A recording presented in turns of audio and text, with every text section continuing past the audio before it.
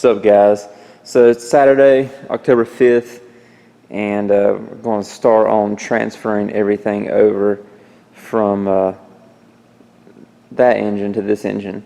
Before we do that, I have to install the new cam, got a new roller set, just that way we can leave that short block assembled since it's already agreed. And the stuff isn't that much more money. New, BTR cam retainer plate and bolts for it. But get that on there, get the cam degreed, and then we'll remove the heads off the other engine and pop all the valves out, and just reseat them, and make sure nothing's bent or whatever, and go from there. So I'm not gonna record this whole thing. This is a long, boring process, but I'll get back in with frequent checkups. Alright, guys, first update. I'm getting ready to degree the camshaft. As you can tell, I got the wheel on there, dial indicator, lifter bore tool, all that good stuff. This camshaft is just got about 6 degrees more duration on the exhaust and 3 on the intake over the last one. So it should be a little bit more aggressive. Maybe it'll give us some more top end, or maybe it'll just help break things faster. But either way, we're going to try. Alright, guys, so got the cam degreed in, and honestly it just happened to fall on dot to dot, which makes this a lot easier process because I don't have to pull that pesky chain piece off the back where it rides, the guide. Yeah, so that was nice. Now John's over there taking the accessories off of the Old Faithful, and start getting the heads off of it soon, and transferring them over to the new Bullet. So just another update. We've made some progress on getting the other engine apart. Had to hold up. A bunch of the balancer bolts were broken for the hub to dampener part. Not sure why. I guess they vibrated loose and probably shook around. But got the head studs in this one. Front cover. Just got to transfer the oil pan over. And we still got to pull the other head off and go through and reseat the valves and stuff. I'll show you all the stuff out of the hub over here. I had to weld nuts to them and work them all out. You can see the hub, it's currently on fire, still cooling down. And then all the bolts, had to just pack her in there with filler and work her out, but came out easy, so that's good. Now we just need to get the other head off and apart, and we're good to go. So what I'm doing here is just reseating the valves. You can kind of tell here, like this is the intake valve on number 6. It's got, you can still see the lip around it really good where it seats against the seat. Doesn't look too bad. The exhaust one though, it's not near as definite. It certainly has some better parts than others. But what I'm going to do real quick is seat them, and then I will show you what it looks like after that. Alright, now you can see we have a much more definite seat there for the valve to rest against, which will keep it sealed off better. I feel confident that's where our leak down was coming from. I'm sure some of it is obviously on the crankcase side as well, but when I could feel it coming out of the intake or the exhaust. So far I haven't found any bent valves, so I'm sure that's it. And you can see the valves themselves look a lot better too. So only a few more cylinders to go. Alright, guys, another update. This is the other head. Just gotta clean it up still, get the old gasket copper spray off of it. But same thing on it, went through, reseated all the valves. John's got the big bolts torqued on that head. Now he's got the little ones, which is the easy part. Then we'll get the other one on. This is this old girl. We still gotta just take the oil pan off and pick up a windage tray, and we will throw a bag over it and just keep everything else in there. We want to keep it as a complete backup just in case something stupid happens, because it's not like we're being smart exactly. Hey guys, another update. So made about a 1-inch extension for the oil pickup. we took some measurements, and we've heard of guys having issues before. The only time we have a problem, I don't have a problem, is I'll see low oil pressure possibly flash occasionally on shutdown. So we just extended it an inch. It still gives us about 5/8 of an inch or so from the bottom of the pan, so it won't show up against the pan or anything. John's got the other head on. He's getting all the accessories on, and yeah, making good progress. Just gotta get this thing cleaned out, clean the oil pan out, and get it bolted on, and then check push rod length. So, all right, guys, check it out. Head's on, oil pan on. Had to remove the windage tray because the rod bolts were hitting it. The aluminum rods must push them down just a little bit, so no big deal though. This is not really a cornering application, so I'm not worried about it. Same push rods work, which is great. Save a few bucks. That's always nice. Just gotta get the rear cover on and flywheel, and she is ready to drop back in.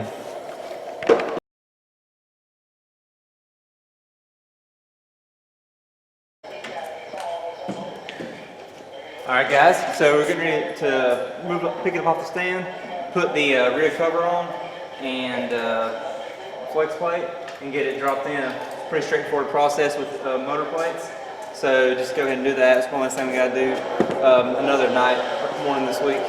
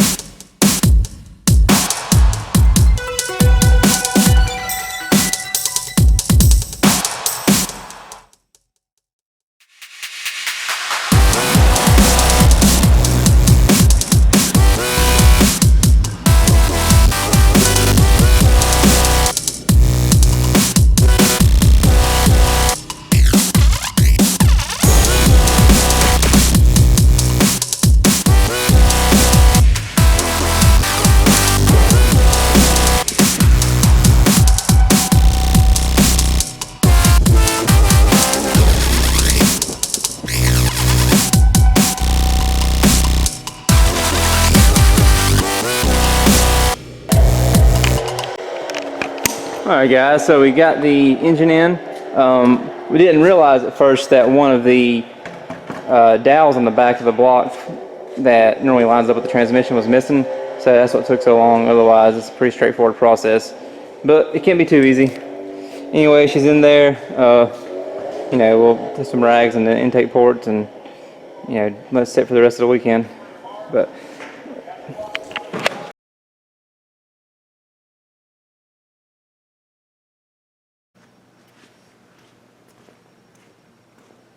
what's up guys? So what I'm doing now is I'm going to soak all the injectors in some mineral spirits. We haven't had any problems out of them or anything, but it's just we haven't soaked them all year. And I figure it's a little bit of easy maintenance considering we've already got everything. And to be exact, it's odorless mineral spirits. But basically, I'll let them sit here for a few minutes, and then I'll blow them out and I'll pulse them with a battery box. So as you can see what I got here, these little jumper harnesses we made from some spare stuff. They're crude, but they work good. This is for a EV1 style connector, which will match all of our fuel injector clinic 1650s, whereas this is for a EV6, which will match the 775 we have in the charge pipe. So just going to, like I said, let this soak for a few minutes, and then I'll start jumping them with the booster box, and pulsing them and blowing through them just to kind of help clean them up a little bit. So I figured I'd give you guys a little demonstration of what I'm doing here. This is the last injector. So what I do is plug it up here. It's hard to do with one hand.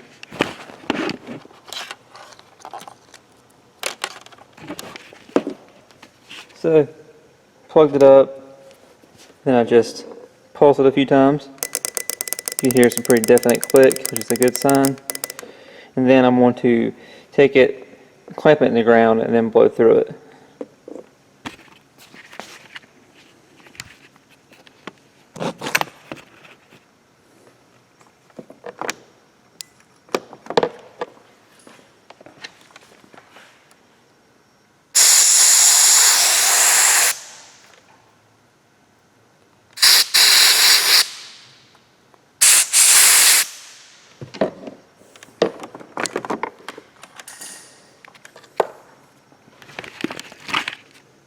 So all 16 of them checked out pretty good, at least after soaking, and I checked like one or two before soaking, and they still had a pretty good click to them.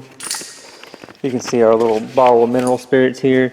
It's a little foggy, but I've seen a lot worse out of a lot less injectors. You know, this is 17 injectors if you include the one in the charge pipe.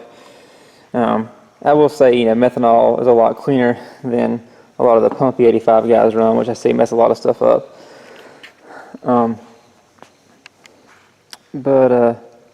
Now I'll just put this stuff back together and we'll be good to go. Another good thing about methanol you want to consider is you don't want to have cheap fuel lines.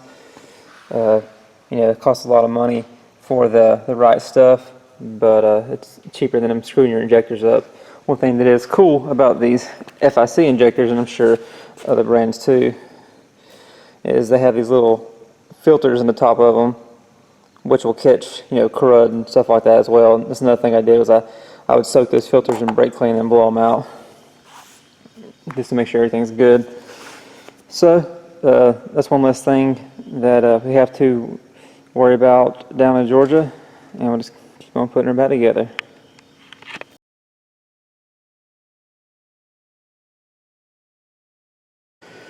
Alright guys, so obviously made some progress since the last update. Got everything bolted back on. Transmission's back in it. Oil's in it. Transmission fluid, just checking the fuel level now. We definitely lost some whenever we took the feed line off the mechanical pump. But anyways, what we're going to do here in a minute is prime it, which will probably take a moment, and then we will of course give it the first fire, and I'll make sure to record it.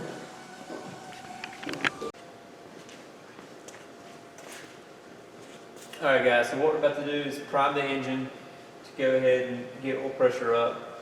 Before we start it, it's good to take a moment. We have this mechanical gauge here on the firewall that we can look at. That way we don't have to turn the fuel tank on. With us having a mechanical pump, it'll also prime the fuel system so we can look for leaks, but at the same time, whenever the ignition's on, it's going to fire the injectors, fire the coils as well. We don't want to fire it up until we're ready.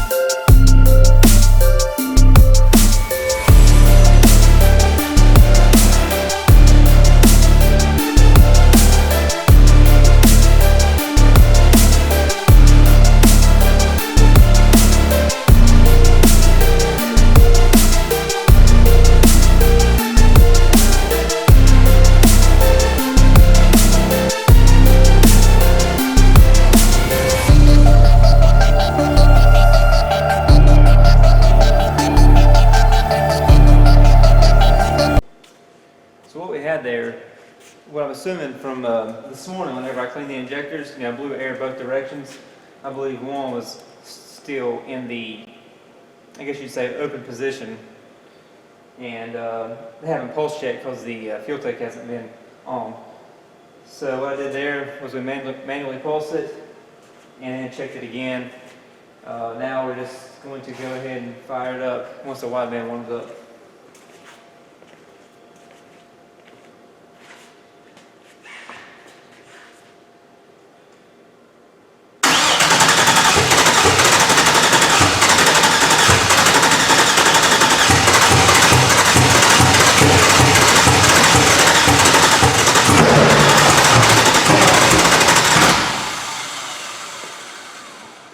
It's because the pump's got air in it, and it's taking a second to get past that.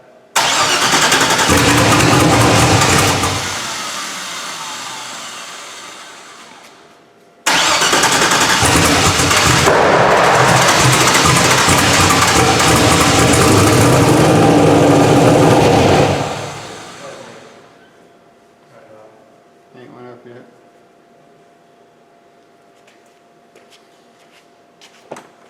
This shit's like fucking molasses, so it's probably why.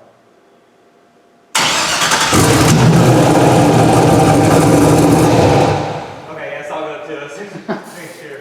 I saw you make a hand motion, I wasn't sure what it was. Hear that noise again. Hold on. What we got? There it is again. Other side now is a fuel leak.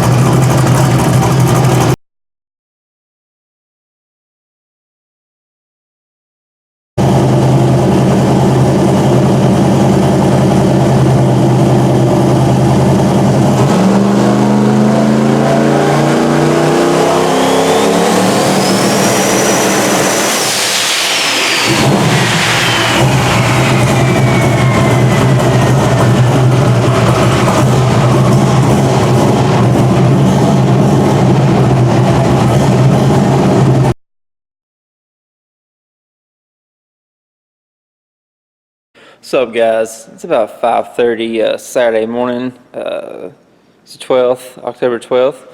We leave for No Mercy on Tuesday, so we got a couple days to. Well, Monday we got to work, but got today, maybe some tomorrow to just kind of keep going over things, try to find some more weight. One thing I'm gonna do, I got this laser ride height sensor from Mad Racing Products. It came with a harness that's made to wire into the fuel tank. Essentially what we're going to do with it, and I'll get more video once I actually get it installed, but somewhere on the front there I'm going to weld a tab for us to install the sensor onto. What we'll do is measure ride height, and essentially we're going to use it for wheelie control. So if we get out there, and the car wheeling a little bit, like carrying the tires a few inches, I'm not too concerned about. We're just trying to keep it from getting beyond a certain point, which we have some data with the fuel tank pitch rate sensor and stuff like that, so we can set up a good baseline of where we'll be at and what's too much. But what it'll do though, as if it starts to come out and go beyond whatever our preset limits are, it'll start yanking timing out to keep the front of the car down.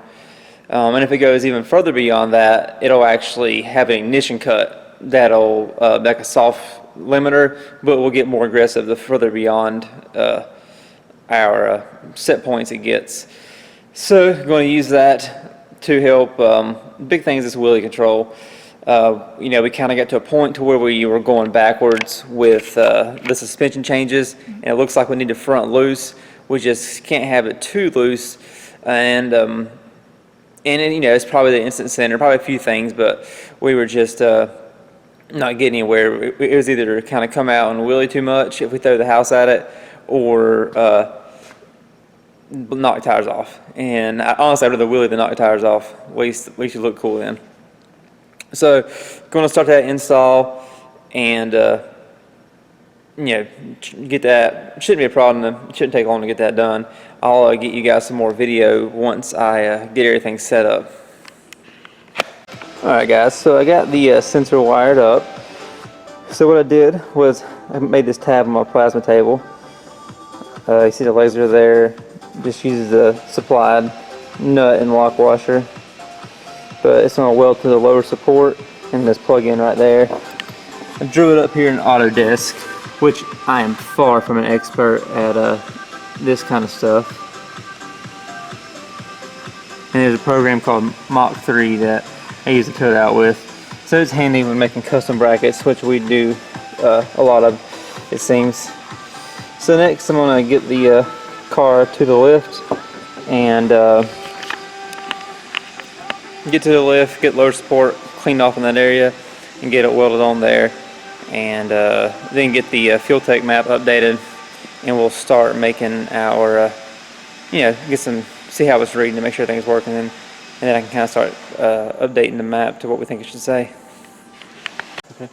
Alright guys, so I got the tab welded on to the lower support, and as you can see, hit the laser right there and the plug-in, and we'll tile that up once we verify it all works. But now I'm going to lower it down, flash the tune in the fuel tank that has that input enabled on that for the sensor, and see if it works. So it works. I'm going to kind of show you guys how it reads here. If you look at number 18 on the input there, it says ride height, and then start raising the lift, John. Keep going. Keep going. Keep going. Alright. So as you can see, it measures the distance off the ground. So that's what we'll use for wheelie control. We'll kind of get the front end back to where we used to have it. Right now it's still loose from Atlanta. And we will just kind of set up based off of theory. But glad that it works, and it's pretty straightforward to set up. Just literally just input the proper settings from the I believe Mad Racing Parts he says on the site, and then the fuel tech already had a drop down box for ride height sensor. So after that, all you gotta do is just populate your tables. But another thing we're doing is replacing the U-joint straps. This is the new one here. You can see the used one lost its threads. We haven't really had them. I don't think we even had the drive shaft out this year until the other night when we pulled the trans. Could be wrong, but before they definitely got some use on them when we had a transmission demon one time. So it's just another little thing to get swapped in. So we found one more thing to do. I didn't really plan on doing it yet because I didn't have a what I considered a proper welding cut, but it still worked out good. You know, Titanium Dynamics, Don up there, they had sent us some stuff to redo our dump tubes a while back, and we just hadn't had time to get around to do it. And also I was a bit nervous because I've never done titanium before. Ended up just turning I use a number 12 cup most of the time on anything but aluminum, and turning the gas up to about 40. And it seemed like it did well. John's working on tinting the top on the best he can. We have a small torch, so it takes forever. And it'll turn a little bit more whenever the wastegates get used. But this one right there is the new titanium one. These two right here are our old ones. And then this right here is the new titanium one that's yet to be heated. But overall, we saved like 2.8 pounds doing that, which, you know, every ounce counts. It wasn't as bad as I thought. Still, definitely some stuff to get used to, as it's peculiar to weld. But you know, it saves some weight. So maybe in the future we'll do some more extreme stuff. Yeah. So we're getting ready to weigh it again here in a little bit and see what we'll be sitting at on race day. Another update. So we're weighing the car. Just, you know, we can be 2,400 for this class. We can't get anywhere near that. So we're just trying to get as light as we can without, you know, we refuse to get rid of the alternator because, you know, not doing that. Like keeping the battery charged. But this is with all safety gear in it and without me. I think it was like 26, 22. Is that right, John? Yeah. With me in it. So, I mean, it's still, you know, there's always guys out there, like, you know, there's Fox bodies out there that weigh 3,500 pounds supposedly. Not sure how, but you know, there's really no extra way to get weight off this car unless we get rid of the alternator and the radiator and stuff like that. We don't really want to do. And also, then besides that, I guess that'd be the free stuff. Then besides that, we just need a bunch of carbon and optic armor, and that requires money we don't have. I'm still hoping that we somehow think of a way to get 85 pounds out of it at least in the next couple hours, but it seems absolutely 100% impossible. But yeah, so that's what we got for now. And if we figure anything out, I'll update you again.